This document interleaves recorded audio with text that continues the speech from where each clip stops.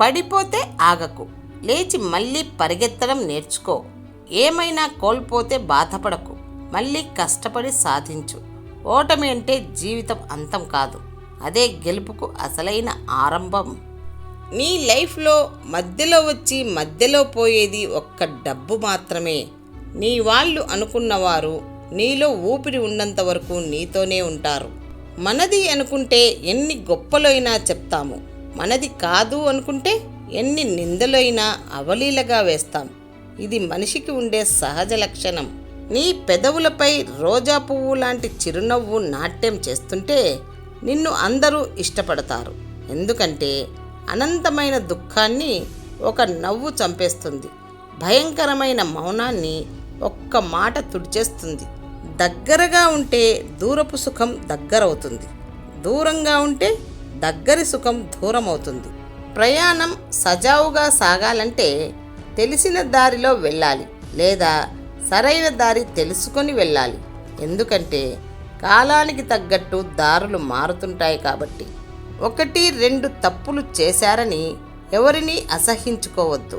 ఎందుకంటే చూడగానే ఒళ్ళు గగురు పొడిచే గొంగలి పురుగు సైతం వేచి చూస్తే మనసును ఆహ్లాదపరిచే అందమైన సీతాకోకచిలుక అవుతుంది. కావాల్సిందల్లా ఓపిక. మనిషి జీవితం ప్లస్ మైనస్ల సమ్మేళనం. ఇందులో ఏ ఒక్కటి లోపించినా ఇంకొక దాని ప్రాముఖ్యత తగ్గి మనిషి జీవితంలోని కష్టసుఖాల విలువలను తెలుసుకోలేడు. ఎంతసేపు నేనే ఎదగాలి అనుకోవడం కాదు జీవితం అంటే. మన చుట్టూ ఉన్నవాళ్ల ఎదుగుదలను చూసి సంతోషపడడం కూడా జీవితమని మరిచిపోకుండా బ్రతకడమే జీవితం. మనం ఎవరిని మార్చడానికి ప్రయత్నించాల్సిన అవసరం లేదు. ఎందుకంటే మనం వారిపై చూపించే ప్రేమ వారిని మారుస్తుంది, తిరిగి ప్రేమించేలా చేస్తుంది, జీవితాంతం తోడు ఉండేలా చేస్తుంది. మాటకు మాట అనుకుంటూ ఉంటే అది ఎప్పటికీ శాంతించదు. ఇరువురిలో ఒక్కరు ఆగినా కొంతసేపటికి ఇద్దరూ సమాధానంతో సంతోషంతో కలిసి ఉండగలరు. ప్రయత్నించి చూడండి. కష్టాలను అధిగమించాలంటే కష్టాన్ని భరించు, ప్రశాంతంగా ఆలోచించు, పరిస్థితులు అర్థం చేసుకో, కష్టాలను దాటే గమ్యం సుగమం చేసుకో. మన ప్రవర్తనలో, మన మాటలలో తల్లిదండ్రుల యొక్క పెంపకం కనపడుతుంది. వారి పేరుకి అప్రతిష్ట తేకండి.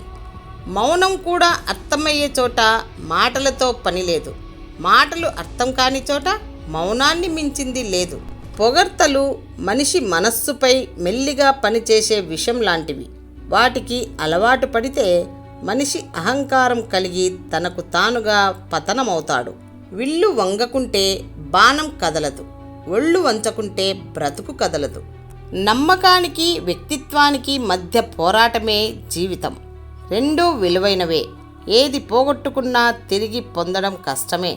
అందుకే ఈ రెండింటిని జాగ్రత్తగా కాపాడుకోవాలి. కన్నీటిని జేబులో పెట్టుకొని తిరగకు, నవ్వుని లాకర్లో పెట్టి తాళం వేయకు. ఈ లోకంలో ఎవరికి అద్భుతమైన శక్తులు లేవు. గెలవాలి అంటే సొంతంగా ప్రయత్నం చెయ్యవలసిందే. అందుకే నమ్మకాలు మానేసి ఆలోచించడం మొదలుపెట్టండి. ఒకళ్ళు నీ గురించి అనుకోవడం అనేది వాళ్ళ తప్పు కాదు, అది నీ తప్పు. ఎందుకంటే వాళ్ళు అనుకుంటున్నారని నువ్వు ఆలోచిస్తున్నావు కాబట్టి.